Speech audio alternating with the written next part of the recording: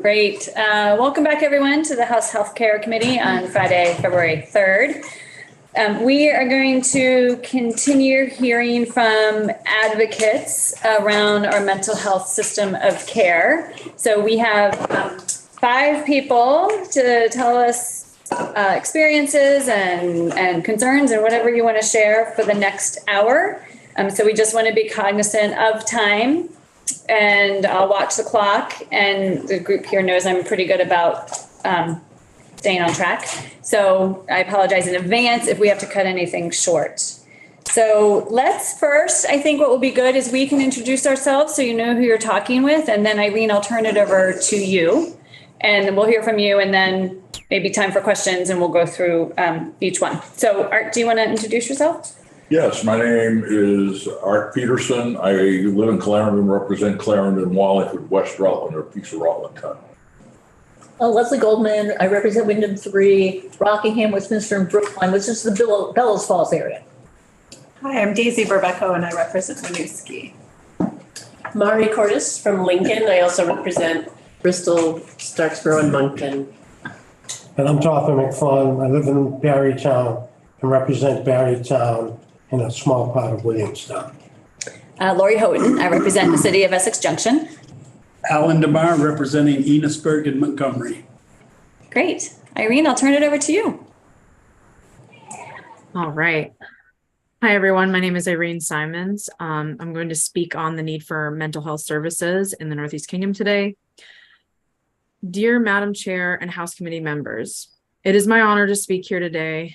I speak on my behalf from my experience working in the Northeast Kingdom for the last 4 years. I currently work for Northeast Kingdom Human Services, a designated mental health agency serving Northern Vermont's Essex, Orleans, and Caledonia counties. Right now, I am a full-time mental health counselor contracted to service students for Canaan schools in Canaan, Vermont.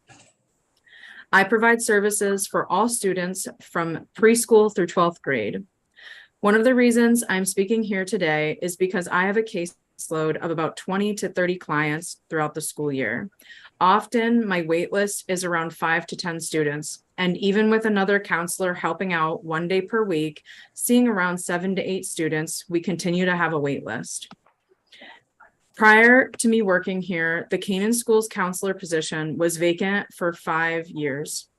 This should not be the case. A way to fix this is incentivizing counselors to live and work in the rural parts of Vermont, such as Canaan. For instance, New Hampshire gives an incentive to work for rural mental health agencies by offering to pay $60,000 of federal student loans in exchange for 3 to 5 years of work. If Vermont offered a similar program, there would be an increase in the number of available counselors within a few years. Another way to fix this issue would be to make the requirements for becoming a licensed counselor in Vermont more lenient. For instance, I know someone who has attended nearly 10 years of schooling, but was denied a license after practicing for nearly 3 years due to not having a CACREP accredited program. They now have to take another year of schooling to be able to take another test to see if they will be accepted for licensing.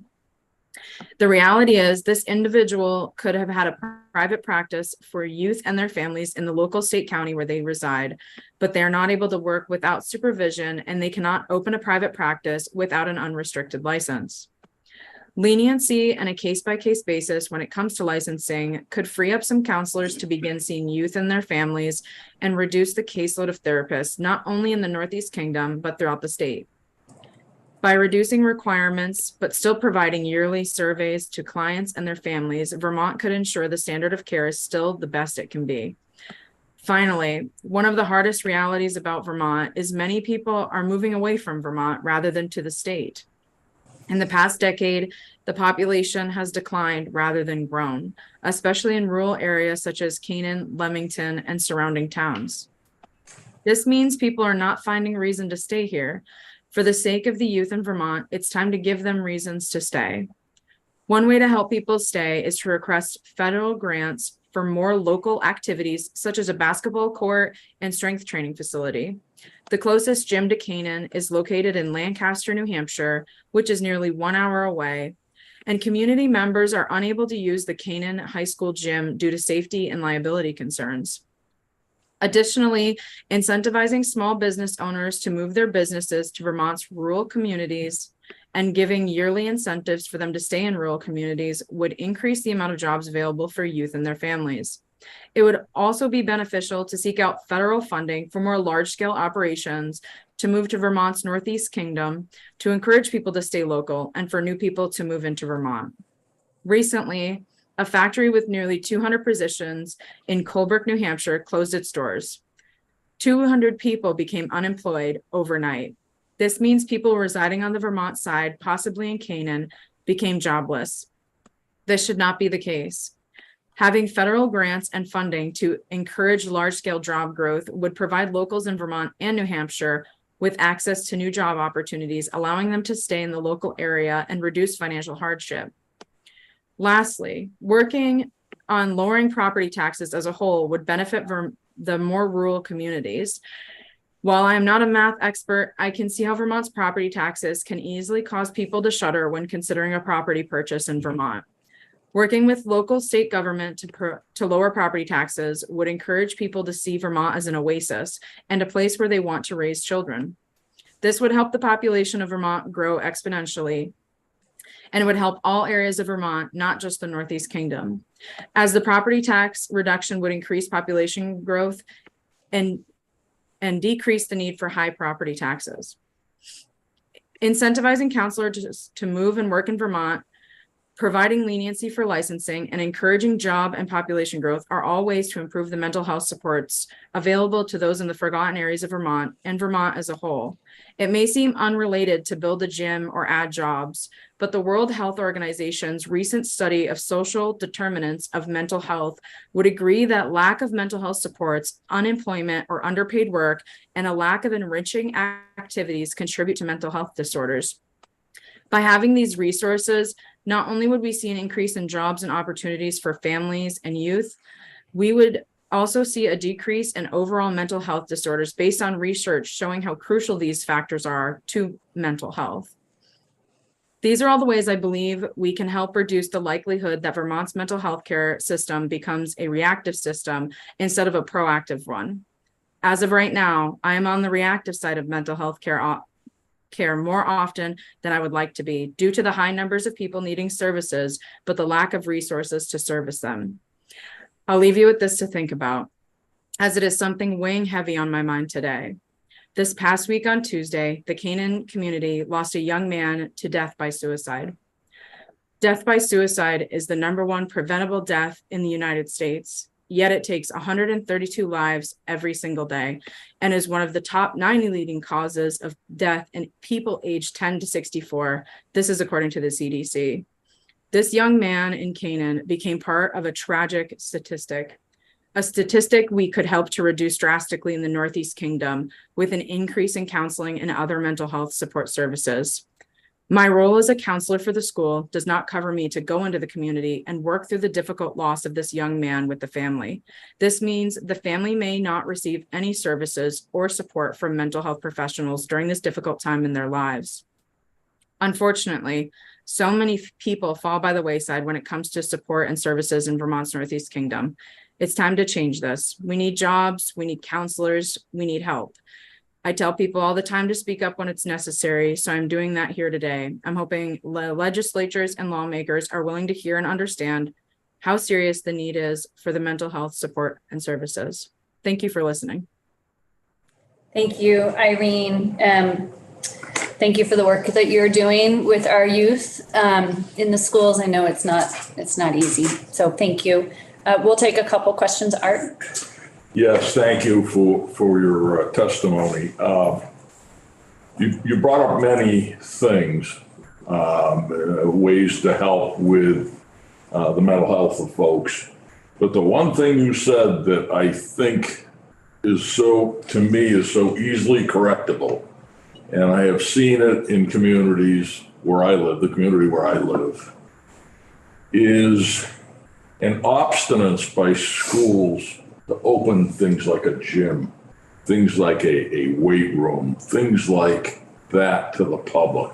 There is of all the things you mentioned, to me, that's the easiest fix.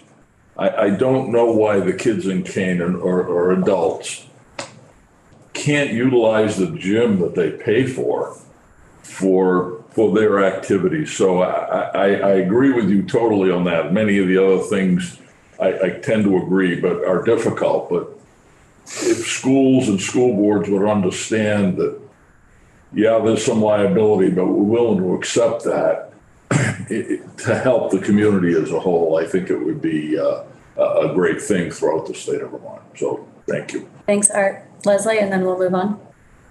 Thank you, Irene, and I'm sorry for the tragic loss in your community. I'm just trying to understand I don't know if it's credentialing or your role as a counselor that doesn't allow you to go in the community, because very often you'll hear tragedy and that the counselors do help support families. So I'm just trying to understand the dynamics of that. So the family doesn't attend school here. It wasn't a person that attends school. So it's not somebody I can go service because my role covers me at the school level, but not beyond that. Not licensing though. Okay, so it's because the tragedy happened to someone not in the school. Correct, yes. I understand, thank you. It affects those in the school, but it's not somebody that I directly work with. I understand, thank you. And Irene, just to give you an update on one of your asks, last year we did pass legislation that is requiring the Office of Professional Regulation to look into all licensing for mental health professions. So we hope to have something. It's going to take a little while. I think it's the end of this year, potentially into next year, but it will be something that we do look at. So thank you for that. Thank you for your work. You're free to stay or free to go, whatever you're comfortable with. And we will now turn to Leslie. If you want to come on up. Sure. Please. Yes, please. At the center. Hi. Good afternoon, representatives. And my name is Leslie Ferrer. I'm the Chief Clinical Officer at Spectrum Youth and Family Services, and I'm a Winooski resident. So it's good to see you. I'd like to advocate for parity in negotiating rates for mental health and substance use services. And I'd like to do that through talking a little bit about what Spectrum does and what we are experiencing and seeing in our counseling program. We've seen increased demand and severity of mental health and substance use among youth being referred and seen. Increased costs compared to reimbursement by insurance, and workforce challenges, which are not unique to us, but definitely being seen across our field and in Vermont and nationally. So some of you are familiar with what Spectrum does and who we are, but for those of you who are not, we're a multi-service nonprofit serving adolescents and transition age youth in families and youth in Chittenden County and Franklin County. So we provide housing and basic needs through our supported housing programs and drop-in center. We provide prevention and intervention services through mentoring, through counseling, and we have a stabilization service funded by the state. We also provide life skills and case management services through state contracts for YDP, for the Youth Development Program, and through our jobs program. And we also have a social enterprise and a multicultural youth program. Overall, Spectrum serves just over 1,300 youth across all of our programs, and our counseling program serves just over 400 adolescents and young adults between the ages of 12 and 30 and their families each year. We specialize in co-occurring mental health and substance use services and trauma. But even before the pandemic, referrals to our program were steadily increasing over the years.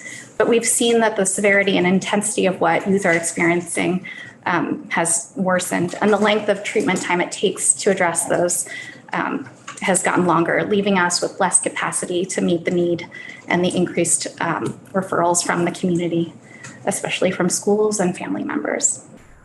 Before the pandemic, our team of 4 counselors was able to get youth in within a week at the most, within a week at the most, and 24 to 48 hours at the best.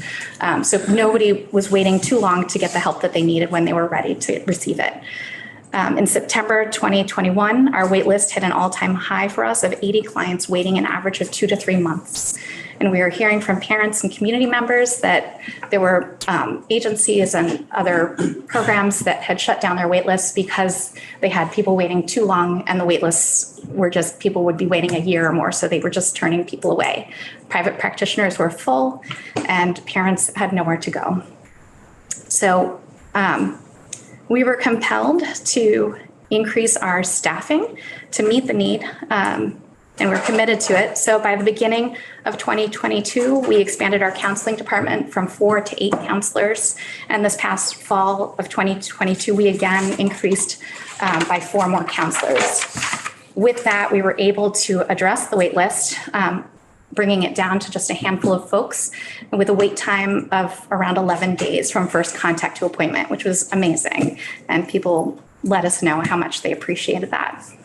Since we expanded our counseling program to meet the demand, we ran out of space. So we were seeing that this need was not going to go away. Based on what we were hearing and the severity of what we were seeing, we know that an investment in a building is well worth it, because we're not going to reduce the number of counselors or the number of people coming to us. I've mentioned that it's not just the demand, but severity and complexity that have worsened since the pandemic.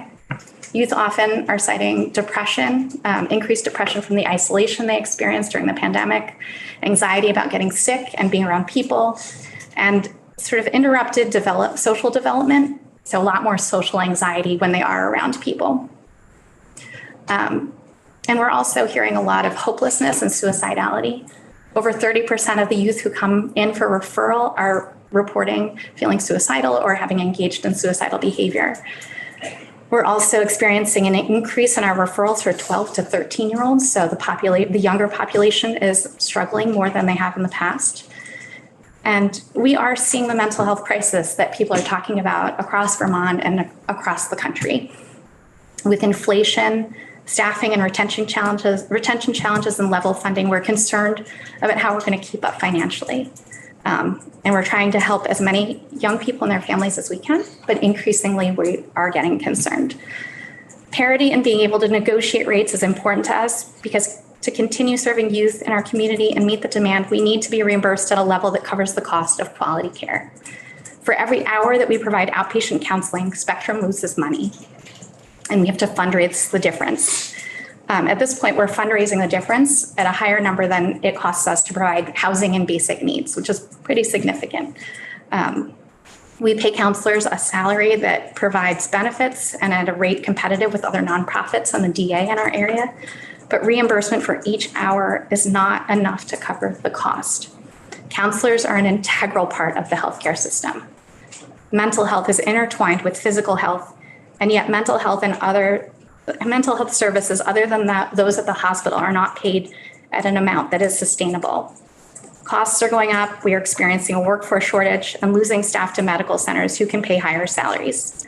Just this past month, we lost 2 counselors to jobs at the hospital, equivalent social work and counseling jobs that were paying over $20,000 more than what we could offer based on what we bring in for fee-for-service billing to Medicaid and other insurances and fundraising and state contracts. The state contracts that we have been level funded, and reimbursement from Medicaid and other insurances remain lower than we need them to be. And we're unable to negotiate our rates the way other entities are able to. There isn't a mechanism for us to do that the way hospitals and the DAs might be able to.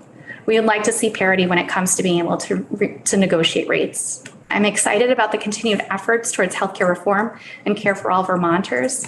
It's encouraging to see bills like H156 continue to move our state forward toward reform, especially payment reform. And we know this will take years.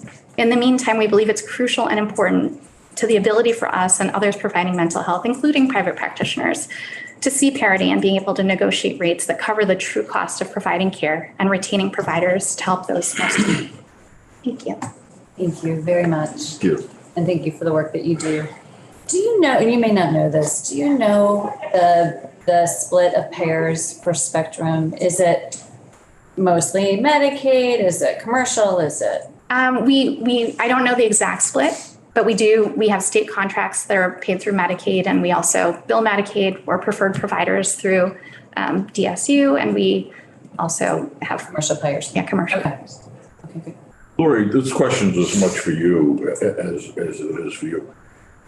You're a designated agency. We are not. No, they are not a designated agency. They are a nonprofit. And you're not even a specialized. Okay, so a nonprofit is in a separate entity by itself? Yes. Okay, a designated agency. Designated agencies are the ones that have the contracts with the Department of Mental Health. Okay. To be our community-based system of care. But then we also have other types of organizations like Spectrum, who may have a contract with Department of Mental Health to offer something, but really they're a nonprofit. And so, like Pathways, we've had Pathways in, right? Yes. They're a specialized service agency. So when we increase, when we did the 8% increase last year to designated agencies, they also received that, but Spectrum did not. Okay, so our increase doesn't help you. Correct. Okay, so you're, okay. But we could provide funding. We could make a policy decision gotcha. that we support our nonprofits who are also Gotcha. All right, working thank you for in that. our system of care. Brian and Yeah, and I just wanted to say like that all those Spectrum and Howard Center, for example, are both nonprofits, that because Howard Center is a designated agency, Right. there's mandates that they have to fulfill too. Right. And so it's like, but then here's where I'm going to the question, okay?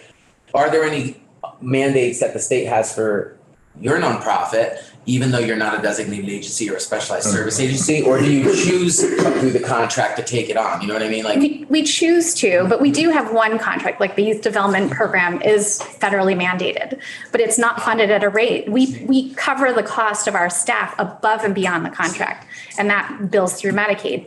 And we've advocated in the past, like, can we please have enough money to cover the cost of our staff?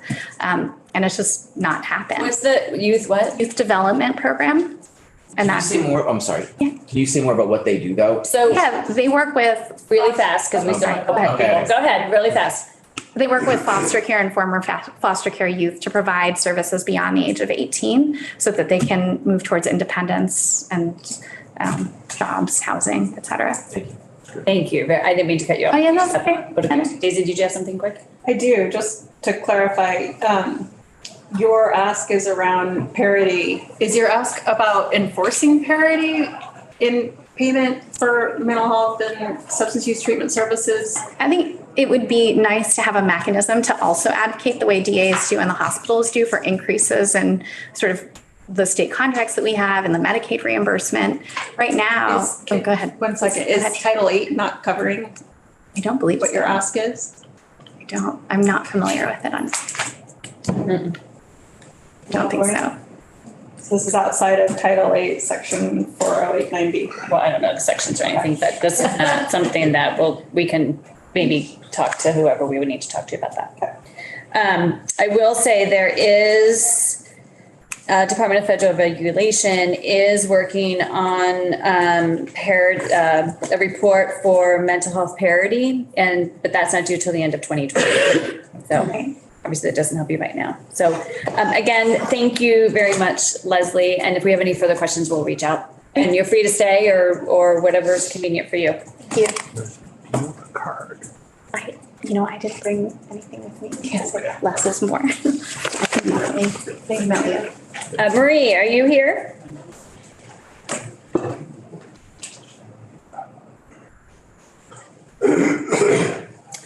Marie?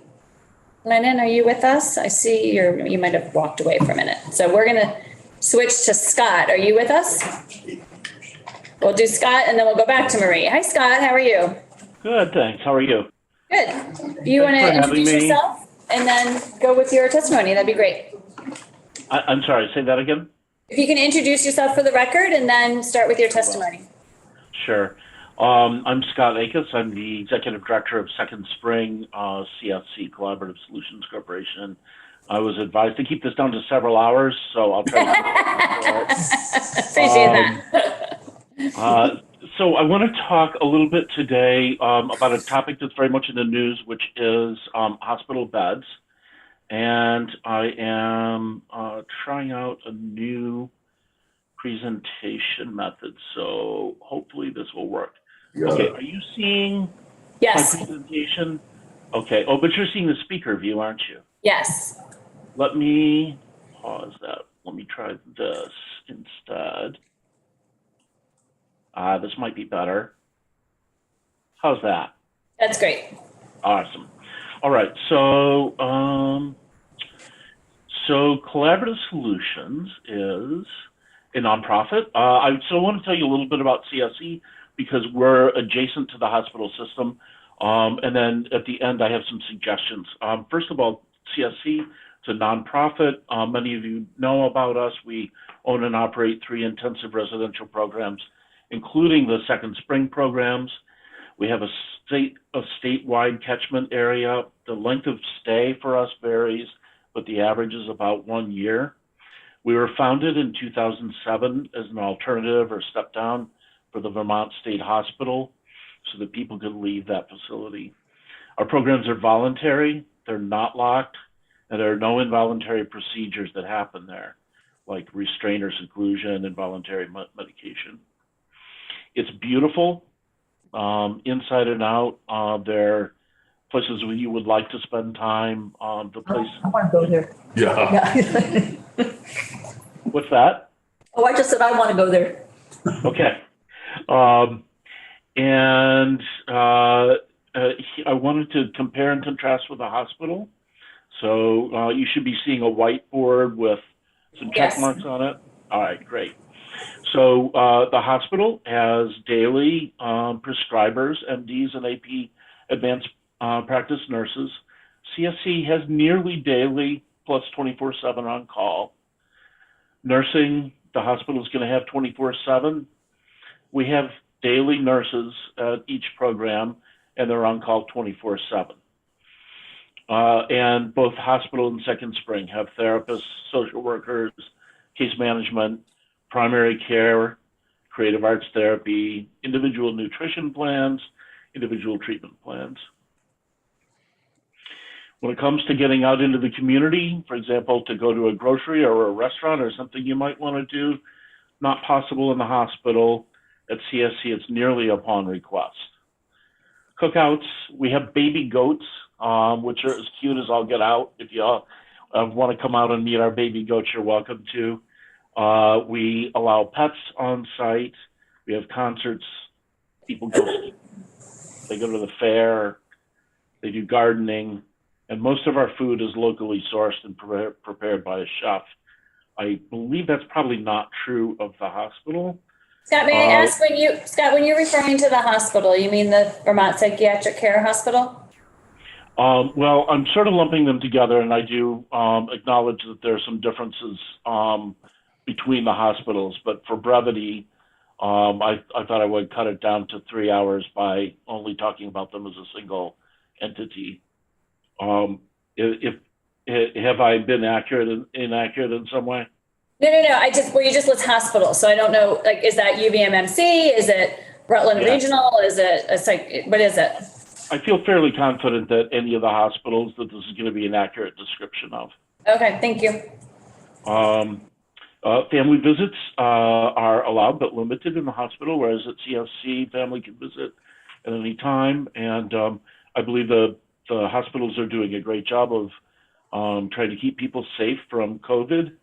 CSC, we've been 3 years and never had a COVID case for a patient at Second Spring. People get better here.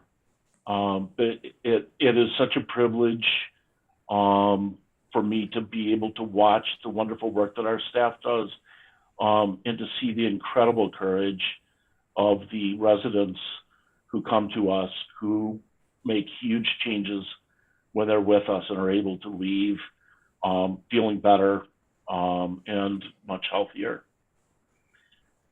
And our cost is about 1/3 to 1/2 what the hospital cost is. I just wanted to be possibly the first person to present legislative testimony that includes a goat meme.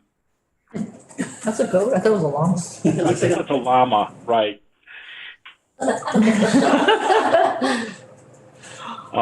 So wait, what? Yeah.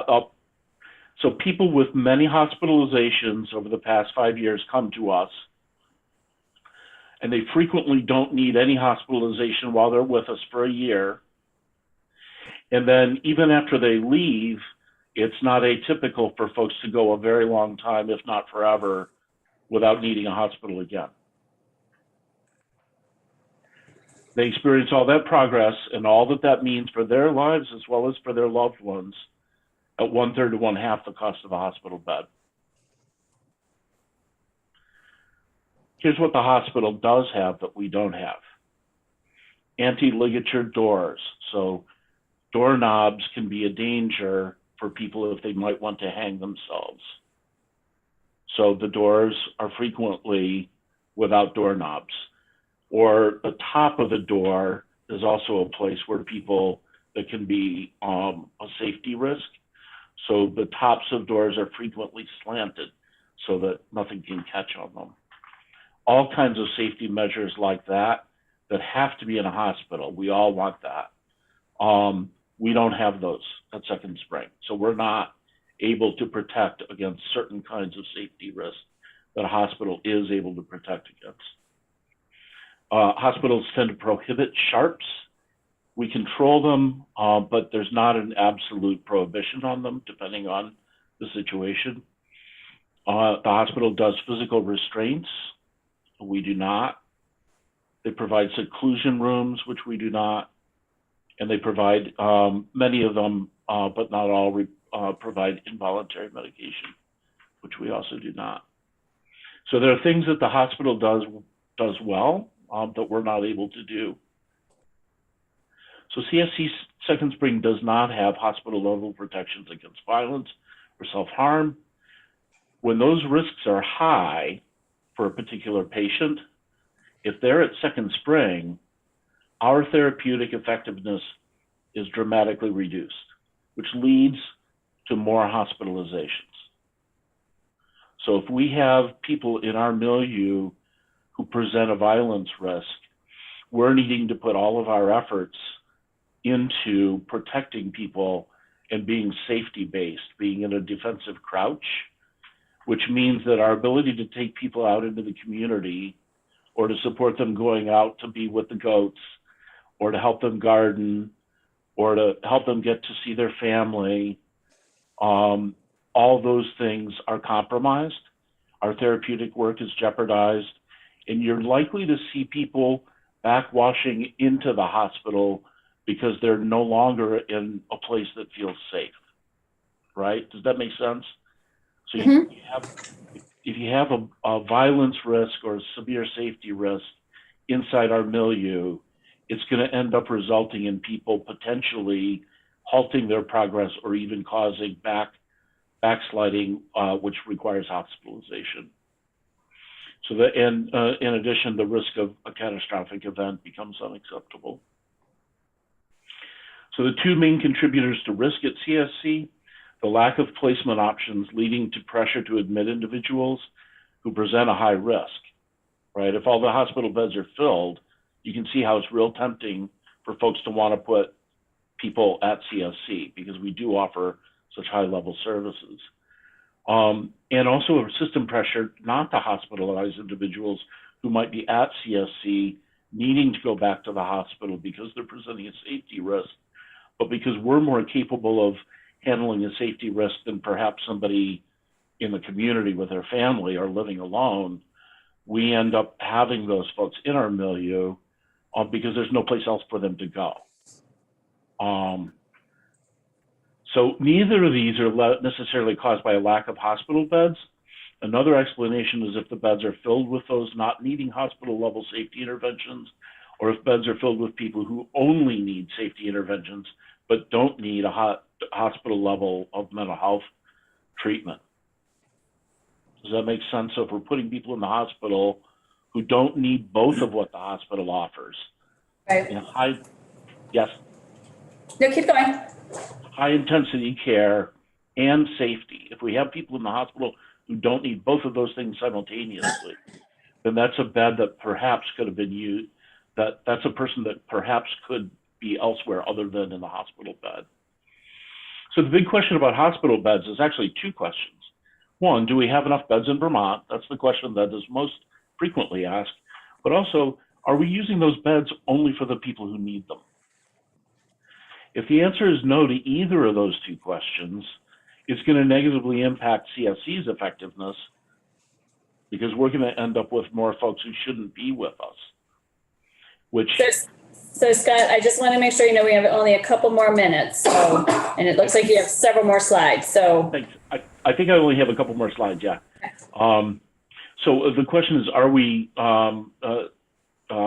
leading to increased hospitalizations? So the only for those who need them means people who need both mental health treatment, intensive, and high-level safety precautions.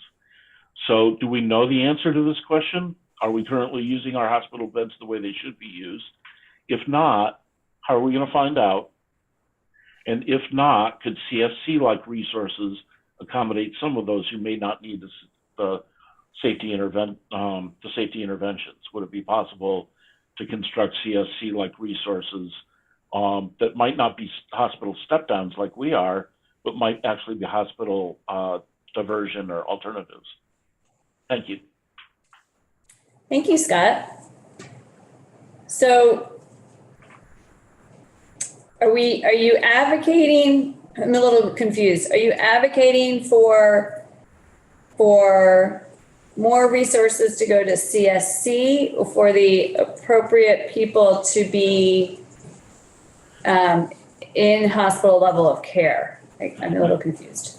Yeah, well, I'm not advocating either one of those things. What I'm asking is whether the committee, as you all are looking at the difficult question of whether we have enough hospital beds in the state of Vermont, are you also asking those nuanced questions that are underneath the larger question of whether we have enough beds? Are the beds that we do have being used appropriately?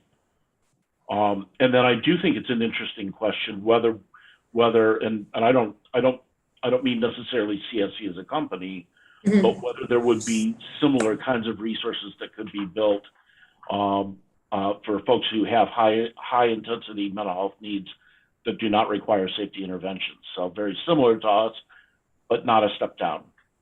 Great, thank you for that clarification and for helping us understand questions we should look at while we're making our decisions. And then we'll move on. Yes, thank you for your presentation, by the way. One of your first slides, I see 27 total beds available, 16, 8, and 3. I think my math is right. What percentage of those beds are occupied like right now? We know? Right now, we have 2 beds offline as a result of ongoing COVID protection, and we're at 80% utilization. Okay, thank you. Great, thank you, Scott. Thank you. Marie, are you with us? Hi, Marie. How are you? I think you're on mute still.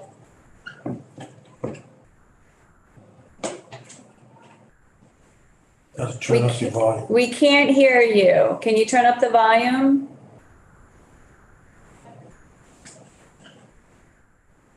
No. Oh, Marie, we still can't hear you.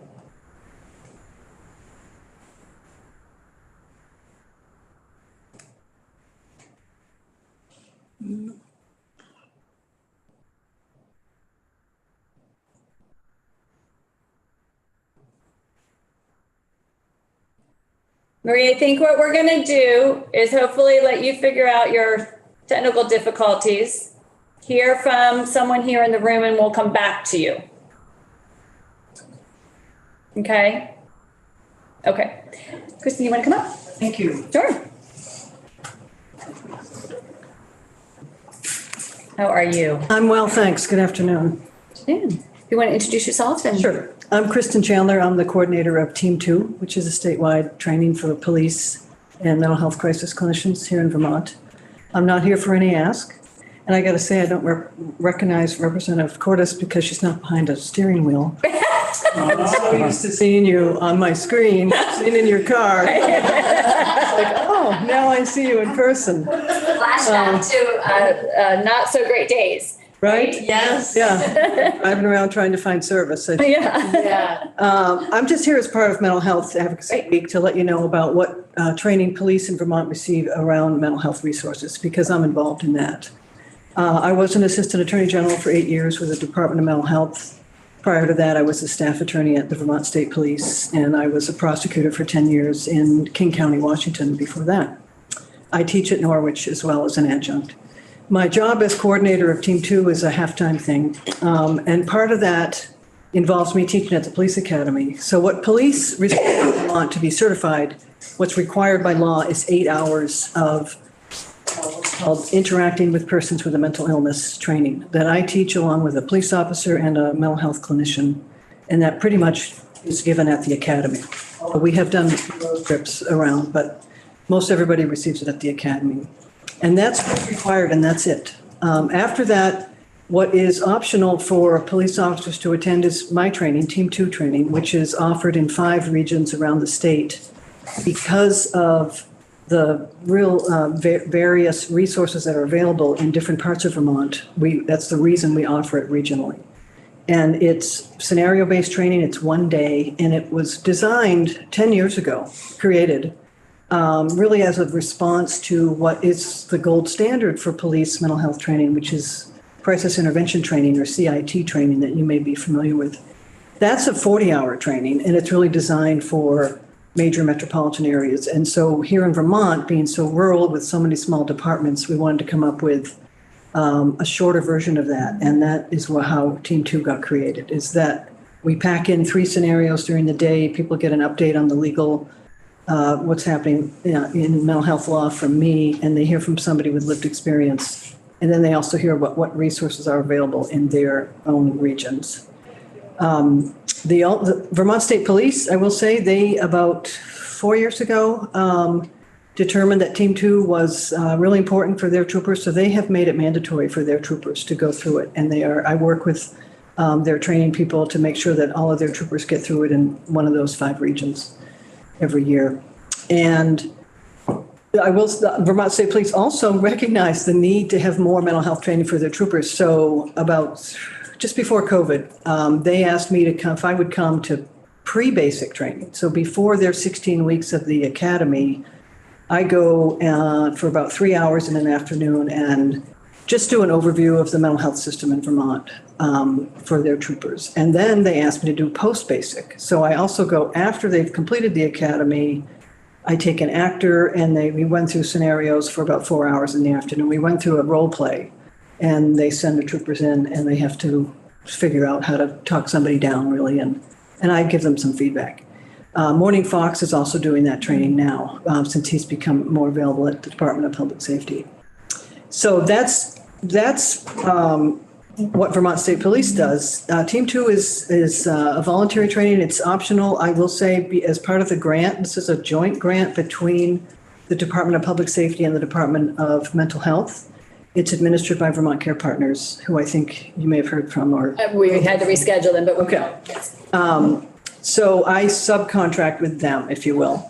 And as part of the grant parameters, I have to report to the Department of Mental Health. And there's only about 5 or 6 police departments that have never attended Team 2. And they're really tiny departments that don't have a lot of personnel.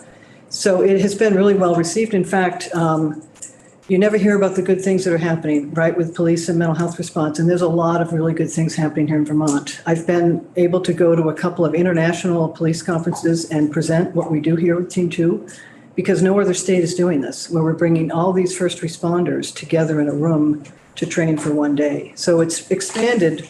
It's called Team 2 because it started with police and mental health crisis clinicians. And now it also includes dispatchers, EMTs, state's attorneys are invited. Hospital emergency department personnel are invited.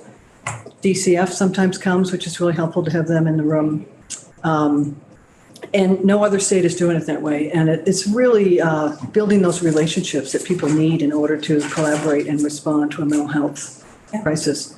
One other thing I want to make sure you're aware of is that there is a pilot CIT program right now in Washington County that I've been working on with a bunch of other people for the last 2 years, that we're going to roll out the training, this 40-hour training in March.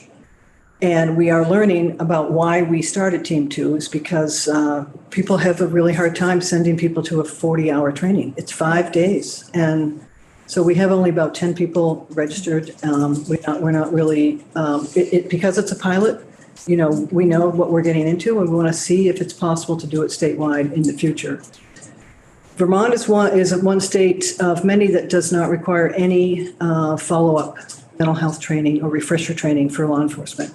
And that is something that you may see coming, not this session, but down the road, is an ask for to require at least a couple of hours every couple of years for refresher training on mental health response. And I've included in my written testimony, which you have, some of the states that do that right now and how many hours they require. The officers I've spoken to, I expected to get some pushback from this because yet another required training, but they actually really welcome it because so many of their calls involve mental health issues. And so I was really surprised by that, but they get refresher training on the other tools on their belt, their handgun, their taser, domestic violence training is required. I think mental health training refresher ought to be required as well. So that's really what I just wanted you to know about. That's what police receive here in Vermont and what they may be able to receive in the future. Thank you very much. Happy to take any questions. I have a quick question. You mentioned a grant to do the Team Two. Did I catch that right? Well, that's what I call it. It's in Department of Mental Health's budget. And we went to the Department of Public Safety after that first year and asked them to contribute. Okay. And so they have an MOU between them. So it's not a grant that's going to end, it's funding that's, okay. It's just, I'm in a 2-year contract right now, but it's, you know, it's a little bit tenuous because you never know what could happen, but it has been renewed for the last 5 years. Okay, great. Brian? Hi, so I'm curious if you could talk a little more about what would you say the greatest benefits are of this interdisciplinary training strategy? Yeah. And specifically, if you could elaborate on the impact on staff and on their work experience, and then impact on the people who are being served by the government. Sure. So to me, the greatest impact of the training, what I witnessed, it was so cool to witness, is that everybody gets to learn each other's language and limitations. And they learn, everybody comes away learning something about how their counterparts do their job. A lot of police officers think that the crisis clinicians sit in like a sterile, beautiful, war room kind of thing, answering multiple phones when they're really at home in their underwear. I mean, this is what actually comes out in the training. And on the same hand, crisis clinicians think that police can take a cell phone number and ping it and figure out where somebody is so they can go provide help, when that's not really actually how it works. So they're just learning about how each other does their job and just building those relationships that are so necessary for a good, healthy response. The benefit to the vulnerable Vermonters is that they're getting a much more cohesive response. People are learning to talk to each other en route to the scene or beforehand so they can strategize and make a plan. Maybe it's better to, if you go in first as opposed to the uniform goes in first, they're working with each other much more closely. Despite the use of force policy, which has been just a whole other ball of wax, they're definitely, I have seen a whole culture shift, I will say, in the last 5 or 6 years, from teaching at the academy to the Team 2 training, where it's sort of accepted that people are going to talk to each other from those different disciplines and make a plan about how they're going to respond. So that's really the benefit to the people who are being served, is because they're getting a better response, I think. Thank you. Yeah. Mari? Do you feel like you have good tools to measure the effectiveness of your training pre and post? Yeah, that's a great question. We do have evaluation that people do at the day of training, but then I do a follow-up 6 months later. What tools are you using? What are you, do you think your relationships have improved or stayed the same, or, that kind of thing? We're actually right now, because that evaluation is now 10 years old, we're revamping it so that we're sort of capturing more information that we want about what exactly they are taking away. The person who comes in and talks about their own experience with interacting with the police during a crisis, that always, everybody everybody who attends always talks about how important that was for them, because they never get to see somebody when they're well enough to actually talk about it. Yeah. And she has the person I've been using is from NAMI in Our Own Voices project, and Christy Hummel, and she has a really great message about making sure that you're starting off with, I'm here to help. You know, you're not in any trouble, I'm here to help. Which is a tiny little thing, but it really goes a long way. Definitely. Great. Thank you very much You bet. for your work. Very fast, Leslie. Well, I was just interested in the refresher piece and why you're not more moving on it quicker. Well, because I want to talk to my friends at the Academy about that. It's just something we just started talking about, and this past fall, actually, Fox and I, and because we teach together at the Academy a lot, and started sort of putting feelers out with the police to see what they thought, and that's where it's like, you know, they're really actually welcoming it. Yeah, I'm excited about that idea. Yeah. I mean, as someone who has continuing education, I get that. It makes sense, right? Yeah. Okay, thank you. Thank you very much. Thanks. Appreciate it. Thank you Giving very us an update. Marie, were you able to connect there? Are you with us, Marie?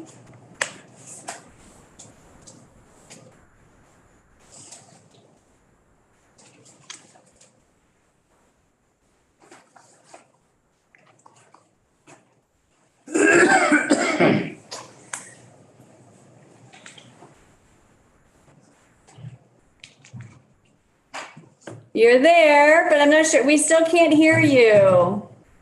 I wonder if there's a way to activate closed captions so that it'll like show us what she's saying, even if we can't hear her. I wonder if it's her volume. Sometimes you get your volume turned down.